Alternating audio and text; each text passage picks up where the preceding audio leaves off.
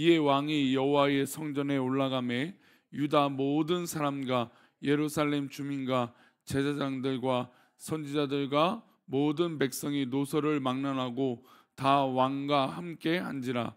왕이 여호와의 성전 안에서 발견한 언약책의 모든 말씀을 읽어 무리의 귀에 들리고. 아멘. 기도하겠습니다. 하나님, 오늘도 주의 귀한 하루를 살아갈 때 하나님 은혜의 하루가 되게 하시고, 정말로 하나님 기뻐하시는 그런 하루를 살아가기에 부족함이 없도록 하나님 역사하여 주옵소서. 주께서 허락하신 복된 하루를 기뻐하며 감사하며 살아가게 하시고, 하나님의 놀라운 은혜 속에 하나님 영광 가운데 살아갈 수 있도록 복을 내려 주시옵소서. 언제나 주는 날 사랑하시는 줄 믿습니다. 우리가 그 사랑 안에 살아가게 하여 주옵소서. 이 시간 하나님 앞에 나와 기도하는 믿음의 백성들의 기도를 들어주시고, 또 1,000번째로 드려지는 예물을 기뻐 받아주시고, 말씀을 나눌 때 주여 우리와 함께하여 주옵소서. 감사하고 거룩하신 예수 그리스도 이름으로 기도 올리옵나이다. 아멘. 정치적으로 보수와 진보, 좌와 우라고 얘기합니다. 진보는 최근에 이 세상이 요구하는 어떤 인권, 또 여러 가지. 근데 사실 이제 진정한 그 진보는 정말 약자를 위해서 제도와 사회가 뒷받침되어야 되고 보장제도가 그렇게 되어져야 된다. 사실 그게 이제 진정한 이 진보라고 할 수 있을 것입니다. 그러니까 그 진보가 이게 조금 이제 개인 이기적인거나 자유주의적인 것이 사실 진보라고 저는 생각하지 않아요. 진정한 진보는 모든 사람들의 인권, 물론 이제 그 인권은 우리가 생각할 때는 하나님 말씀에 근거한 인권이겠죠. 이제 그런 인권이나 아니면 노동권, 어떤 그런 것들일 겁니다.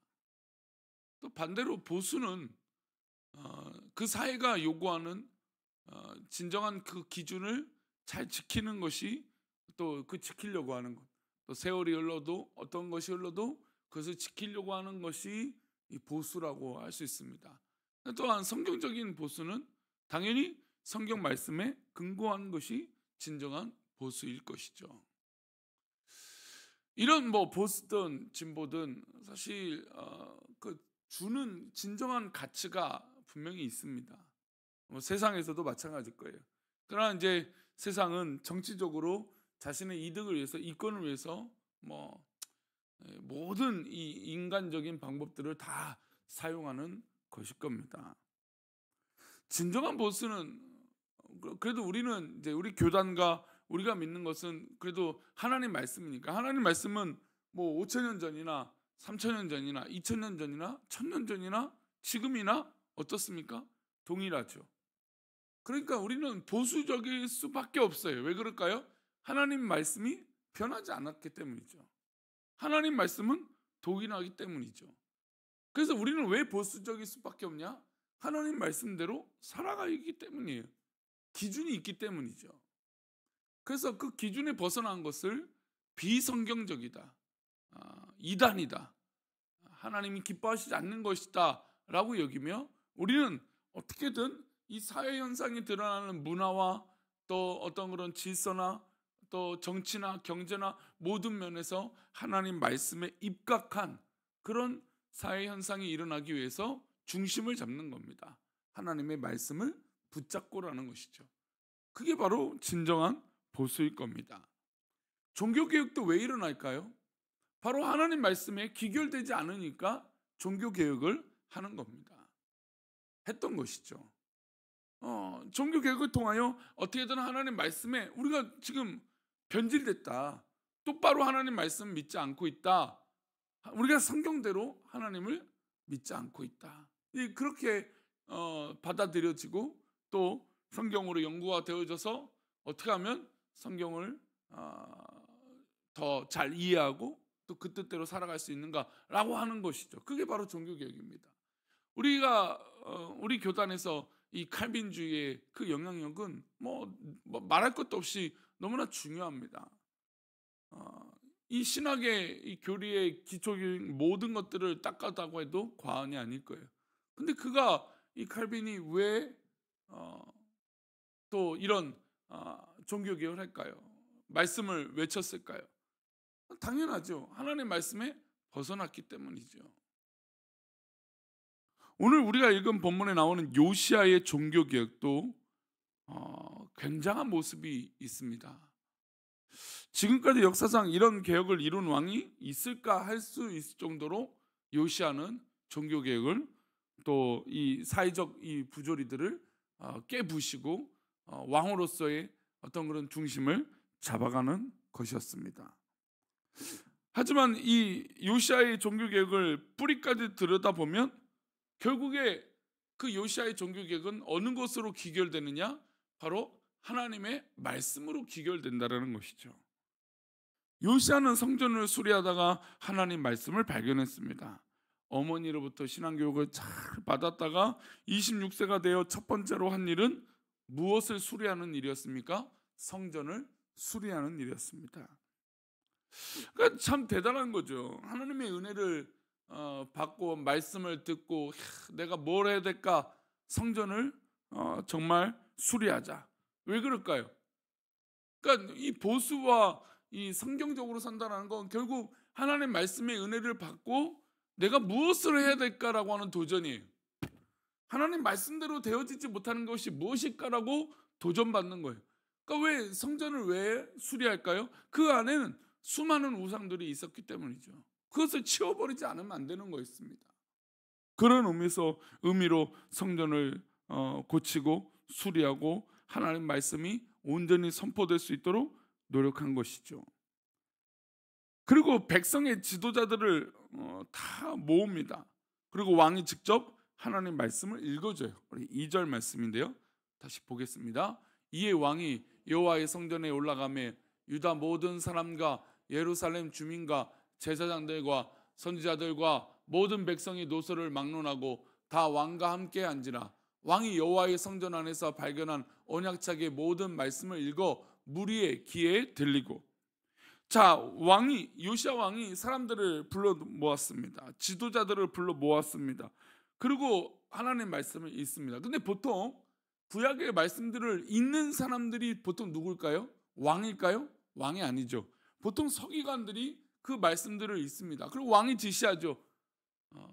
뭐 아니면 선지자들이 그 말씀을 읽을 겁니다. 근데 지금 이 말씀을 누가 읽습니까? 직접 왕이 하나님 말씀을 읽는 것이죠. 참 저는 이 장면에서도 참 요시아의 정말 이 귀한 모습이 있다고 봅니다. 하나님 말씀은 결국 이 목사도 마찬가지지만 자신이 은혜를 받지 않으면 안 되는 거예요. 신앙생활에서도 어떤 면에서도 내가 은혜를 받아야죠. 내가 하나님 말씀에 붙들림 받아야죠. 지금 요시아는 이 사람들 앞에서 종교 개혁을 하는데 또 하나님 말씀을 직접 자신이 읽어줘요. 그건 무엇입니까? 그 말씀을 내가 은혜 받았다는 것이죠. 그 말씀에 내가 도전받았다는 것이죠. 하나님 말씀을 전하고 선포하는 데 있어서 자신이 은혜를 받지 않고 전한다? 뭔가 정리되지 않고 전한다? 하나님 말씀이 분명하지 않는다? 이건 뭔가 분명히 문제가 있죠. 이 종교개혁을 이루면서 이 하나님 말씀을 이들 앞에서 읽으면서 종교개혁을 크게 4가지를 하게 됩니다. 먼저 무엇을 하느냐? 우상을 제거해요. 우리 4절 말씀입니다. 왕이 대제사장 hil기야와 모든 부제사장들과 문을 지킨 자들에게 명령하여 바알과 아세라와 하늘의 1월 성신을 위하여 만든 모든 그릇들을 여호와의 성전에서 내다가 예루살렘 바깥 기드론 밭에서 불사르고 그것들의 죄를 베델로 가져가게 하고. 우상을 제거하는 것은 그러니까 사실은 쉬운 것 같지만 당연한 것 같지만 또 어려워요. 왜냐하면 그 우상이 어디에 있을까요? 사람들 삶에 깊숙하게 있었기 때문이에요. 예를 들어서 우리가 요즘 이제 만몬주의, 물질의 이 우상이다. 자, 그러면 제가 물질에 대한 우상 숭배를 제거한다고 선포해 봅시다. 어떻게 다가갈까요? 어렵죠. 이게 우상 제거가 굉장히 당연하고 쉬운 것 같지만 우리 삶에서 우리의 삶을 뜯어 고친다? 이게 정말 말처럼 쉬운 것은 아닙니다. 우상을 부숴 버리는 것, 굉장히 어떻게 보면 요시야는 하나님 말씀대로 지키기 위해서 이 과감한 행동으로 옮긴 거예요. 그러니까 우상을 때려 부시는 거죠.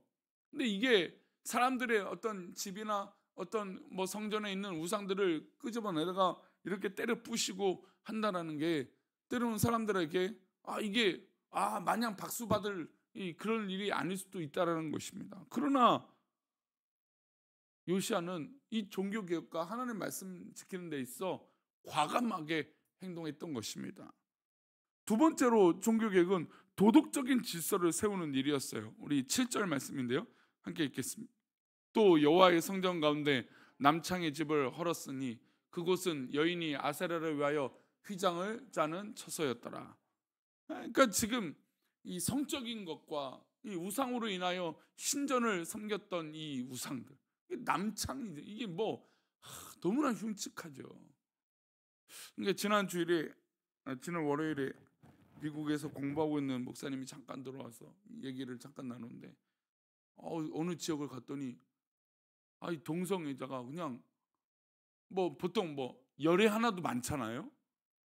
근데 둘이 하나일 정도로 너무너무 이상한 이 모습을 보고 이게 지금 맞는가? 그럴 정도로 너무나 괴로운 마음을 경험했다고 얘기를 합니다. 그러니까 지금 우리나라 사회도 마약이든 이 성적인 문제든 너무나 지금 악한 모습 속에 있지 않습니까? 왜 그럴까요? 바로 이런 도덕적인 질서가 무너졌기 때문이에요. 올바른 것이 무너져요. 제가 어제 운동하고 이제 걸어오면서도 듣는데 모녀예요, 모녀. 엄마와 딸이었어요. 근데 걸어가면서 이제는 결혼하는 게 옳지 않아 이러면서 딸이 어머니한테 설득을 하는 거를 들으면서 야, 진짜 이게 어떻게 된 건가 그런 마음이 들어요. 그러니까 기준이 없는 거예요.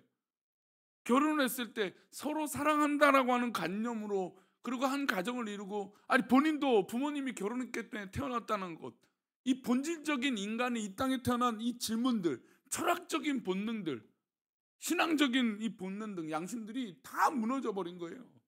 그러니까 결혼하면 그냥 별로 좋지도 않고 그냥 나 혼자 이렇게 하는 게 그렇게 어필을 하는 거죠. 너무나 이 도덕적인 것이 우리 지금 한국 사회도 큰 문제가 되고 있습니다. 세 번째로 풍습을 바로잡는 일이었어요. 우리 10절 말씀입니다. 함께 읽겠습니다. 왕이 또 흰놈의 아들 골짜기에 도벳을 더럽게 하여 어떤 사람도 몰록에게 드리기 위하여 자기의 자녀를 불로 지나가지 못하게 하고, 민간인들 사이에서 우상에게 인신 제사를 바치고 하는 이 나쁜 풍습, 자신의 아들을 불태워서 이방신에게 제사를 드리는 이 풍습, 이것은 당시 왕들도 행했습니다. 그러니까 이런 악한 풍습, 잘못된 거죠. 그러니까 저는 왜 더 성경적으로 우리가 돌아가냐면 우리 하나님은 지극히 정상적인 범위 안에 있는 것이죠. 인간들이 마땅히 해야 될 것들. 근데 그러니까 이단이나 우상들은 어떻습니까? 지극히 비정상적으로 가요. 그것을 주입을 시키죠. 그리고 그것을 문화로 만들어 버리죠. 어떻게 자기의 아들을 이 불 가운데 지나가게 하고 인신 제사를 드린다는 게 이게 도무지 상식적으로 맞지 않죠. 그러니까 어떻게 보면 하나님 말씀대로 종교 개혁을 하고 하나님 말씀대로 살아가는 이 보수는 지극히 정상적이고 지극히 어떻게 보면 당연한 결과들이에요. 근데 그 당연한 것들을 어떻게 됩니까? 무시하고 멀리하는 것이죠. 그러니까 이런 풍습들을 바꿔야 돼요. 악한 풍습들을 바꿔야 돼요. 네 번째 개혁이에요. 우리 21절과 22절입니다. 어떤 개혁을 하는지 볼까요? 왕이 뭇 백성에게 명령하여 이르되 이 언약책에 기록된 대로 너의 하나님 여호와를 위하여 유월절을 지키라 하며, 사사가 이스라엘을 다스리던 시대부터 이스라엘 여러 왕의 시대와 유다 여러 왕의 시대에 이렇게 유월절을 지킨 일이 없었더니 뭘 합니까? 절기를 잘 지키는 거예요. 절기를 제대로 지키는 거예요. 요시아가 하나님의 유월절하면 이스라엘 민족을 상징하는 거 아닙니까? 그런데 왕들이 이 유월절들을 제대로 지키지 못하고 그냥 형식적으로 아니면 이단에 젖어서 우상에 젖어서 제대로 된 하나님 앞에 유월절을 지키지 못했던 것이죠. 그런데 지금 성경은 놀랍게도 뭐라고 기록하고 있습니까? 유다의 왕들 중에 이렇게 유월절을 잘 지킨 왕이 없었다. 이제 얼마 후면 우리는 추수감사절을 지킵니다. 또 매년 우리는 감사합시다. 그래요. 뭘 감사합니까? 우리가 어떻게 감사합니까? 어떤 의미로 감사해야 될까요? 우리는 예배로 감사를 드리는 거예요. 진정한 예배를 잘 드림으로 감사를 드리는 거예요. 하나님, 내가 이 예배 가운데 하나님의 은혜를 경험합니다. 그리고 감사로 고백하는 것이죠. 요시아는 이 종교개혁을 하면서 굉장히 과감한 선택들을 했습니다. 그리고 용기 있게 실행했습니다. 어떻게 보면 일반 백성들이 볼 때는 과격하게 행동했습니다. 근데 요시아가 그렇게 과격한 사람이 사실 아니죠. 근데도 왜 이렇게 과격하게 종교개혁을 밀어붙입니까? 어디에 입각했기 때문에? 하나님 말씀에 입각했기 때문이에요. 여러분, 보수는 다른 것이 아니라 하나님 말씀을 붙들고 내 양심에 들여다봤을 때, 신앙의 양심으로 들여다봤을 때, 이게 잘못됐다. 그럼 우리는 움직여야 돼요. 행동해야 돼요. 하나님 이걸 하나님 말씀대로가 아닙니다. 하나님 말씀대로 선포되게 하여 주옵소서. 질서가 자로잡히게 하시고 문화가 바뀌게 해 주옵소서. 우리는 그렇게 하나님 말씀을 붙잡고 하나님 말씀대로 이 신앙을 지키는 진정한 말씀의 보수주의가 되어 오늘도 그렇게 승리하는 저와 여러분 되시기를 축원합니다. 기도하겠습니다. 하나님, 진보이든 또 보수이든 그 중심에 우리는, 믿음의 사람은 하나님 말씀을 붙드는 것입니다. 어떻게 보면 보수라는 것은 하나님 말씀을 1.1핵도 변질되지 않게 지키는 것이고, 또 어떻게 보면 진보는 하나님 말씀대로 이 땅을 접목하며 변화시키는 것인 줄 믿습니다. 하나님, 우리 가운데 말씀에 비추어 우리의 삶이 어디에 문제가 있는지, 또 어디에 빵꾸가 나고 어디에 수선이 되어져야 될지 돌이키게 하시고 하나님 말씀을 붙잡고 하나님 말씀대로 살아가는 놀라운 믿음의 개혁이 일어나게 하여 주옵소서. 오늘도 우리를 그렇게 지키시고 하나님 말씀의 기쁨에 향연이 일어나게 하여 주실 것을 믿사오며 거룩하신 예수 그리스도 이름으로 기도 올려옵나이다. 아멘. 하늘에 계신 우리 아버지여, 이름이 거룩히 여김을 받으시오며 나라의 임하옵시며 뜻이 하늘에서 이룬 것 같이 땅에서도 이루어지이다. 오늘날 우리에게 일용할 양식을 주옵시고 우리가 우리에게 죄 지은 자를 사하여 준 것 같이 우리 죄를 사하여 주옵시고 우리를 시험에 들게 하지 마옵시고 다만 악에서 구하옵소서. 대개 나라와 권세와 영광이 아버지께 영원히 있사옵나이다. 아멘.